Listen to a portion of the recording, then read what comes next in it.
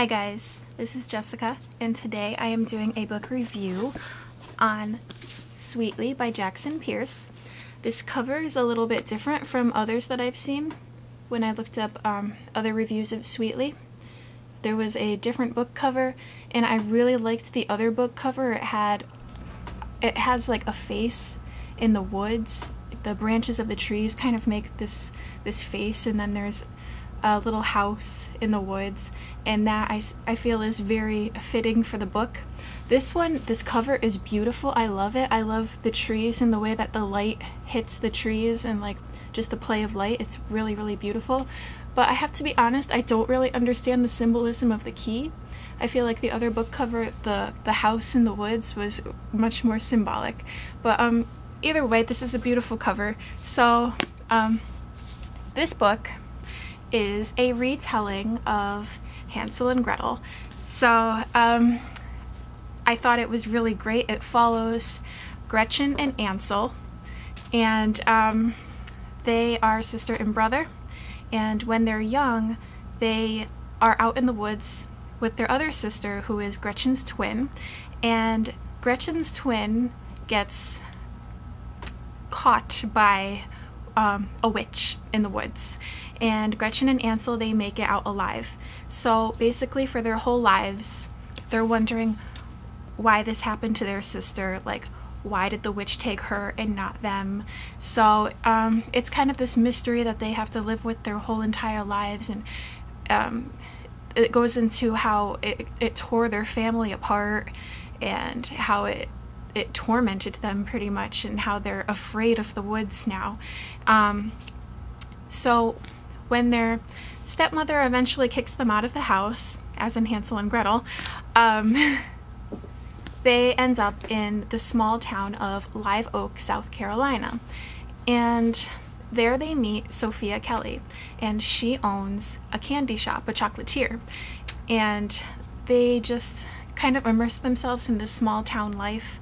They were only meant to stay with Sophia Kelly for a little while because their car broke down, so they were only going to stay there until they could get their car up and running again.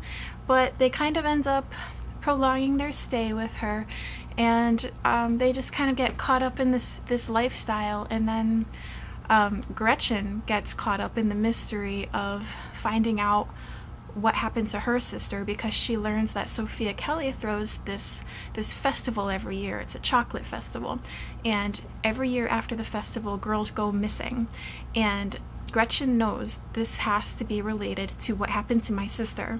So she's trying to uncover this mystery of what happened to these other girls after the festival. And you know, the rest, it's a small town, so everyone knows everyone else, so of course there's gossip, and they either like you or they don't like you. So most people in town have this thing against Sophia Kelly because it's after her festival that all these girls go missing. So Sophia Kelly is not exactly the most liked person. My cat is crazy. And yeah, so this kind of follows her story as well. I am so sorry. Anyway, that's pretty much the gist of the book. Let's get on with my thoughts on it. First of all, I just want to talk about the setting of the book. The setting of the book is so important to me, in the way that the author presents it. Because if the setting doesn't grab me and make me feel like I'm right there, then I'm just automatically not going to like the book. This book, the setting, the way she describes this little small town, it makes you feel like you're a part of it, like you're a part of the community there. It's a little southern town, abandoned. There's really not a huge population of people, but the people who are there have a lot of pride in their town. They have a lot of pride in the Confederacy, so they have Confederate flags and statues of soldiers with their horses. So like I mentioned, everyone knows everyone else. They know when there's an outsider coming in, so they treat that person differently because it's like this person is intruding on our little town, you know. I loved the little details that Jackson Pearce added in. There's a sign that says there's signs all over the town, actually. It's mentioned a few times throughout the book that says something about, like, come see Robert E. Lee's riding boots, because the riding boots are in the town, and that's kind of like the town's pride and joy are these riding boots. It gives them, I guess, a sense of pride and tradition, and it's their claim to fame, so they're very proud of these riding boots. And there's also signs that say that it's the home, that Live Oak, South Carolina is the home of the Acorns, the 1969 county champions. So, you know, they kept this sign up for years and years and years because it just gives them pride that they were the 1969 county champions. So it's a really cute little town. You feel like you're there. You feel like you get to know everybody in the town, you know. There's Ricky, the police officer, and then there's Judy's diner, so you get to know, like, kind of the regulars in the diner, and, like, it's just really, really nicely written. I loved that about it. Next, I want to talk about Sophia Kelly a little bit, because she is such an interesting character to me. When you first meet her, she just seems like just this happy, bubbly girl, and, you know, she's so happy to have Gretchen and Ansel in her home, and, you know, just whatever. She loves making her chocolates. And by the way, I do not recommend reading this book if you are trying to eat well, because I made the mistake of reading it while trying to eat healthy. And, you know, Sophia Kelly, she owns this chocolatier, so this book goes into so much detail about the chocolates she's making. You know, the chocolate orange slices, and the truffles, and the chocolate covered Oreos, and the chocolate covered strawberries, and chocolate this and chocolate that. And I'm like, oh my god, this all sounds so good. Like, it made my mouth water. But anyway, back to Sophia Kelly. So yeah, she just seems like this happy person, but you know that underneath she's hiding something, and it's very mysterious, because you just, you know, you're trying to get to know Sophia Kelly from Gretchen's perspective, and Gretchen knows that Sophia is hiding something. So Gretchen is trying to get to the bottom of it, and at the same time, we're following Gretchen, and we're trying to get to the bottom of Sophia Kelly and be like, what is it with this woman? What is she hiding? What does she know that other people don't know? Because there's obviously some kind of mystery here. And like, Sophia Kelly, she's just like a wall. Like, you just can't get through her. So it's very, very interesting. This book has, like, just the right amount of mystery to keep you hooked, to keep you intrigued.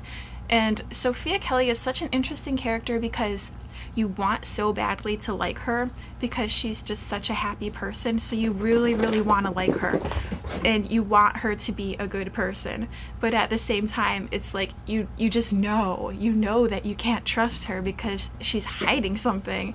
It's so obvious throughout the whole book, like, she's clearly hiding something. So there's just the right amount of mystery. So that is Sophia Kelly. Gretchen, I'm sorry, I'm like looking down because I took some notes here. Gretchen is a great character because you watch her grow throughout the progression of the book, and the pace that she grows at it's such a steady, natural pace that you don't even realize how much she's grown until the end of the book, and you close it and you're like, wow, you know, this Gretchen in the end of the book is a completely different person than she was in the beginning. So it's great because it just seems like such a natural progression. It doesn't seem forced. It doesn't feel like, oh, you know, Gretchen, she was such a meek, shy girl in the beginning, and, you know, now look at her, she's, you know, carrying guns. I mean, that is what happens, but it just seems like it takes a very natural pace where it's actually believable, and you can see this happening because it goes through all her feelings and her thought process throughout every step of the way. So you know, like, this is where she started, this is how she's getting to this point, and, you know, point A, point B, point C, to the end of the book, and you reach the climax, you know. So it's just really, really wonderful to watch her grow. And in the same breath, the kind of love story that develops is also very natural. I'm not going to say who the love story involves because I don't want to give away any spoilers.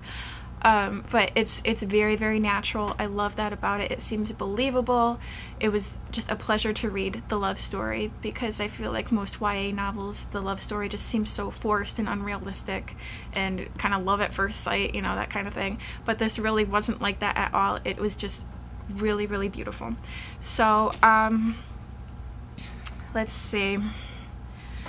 Other than that, I guess I just want to say Jackson Pearce wrote 3 novels that are these fairy tale retellings, and they are Sisters Red, Sweetly, and Fathomless. And as some of you might know if you've watched my reviews, I already did my review for Fathomless, so I read it completely out of order. But the great thing about these books is that you can read them as standalone novels.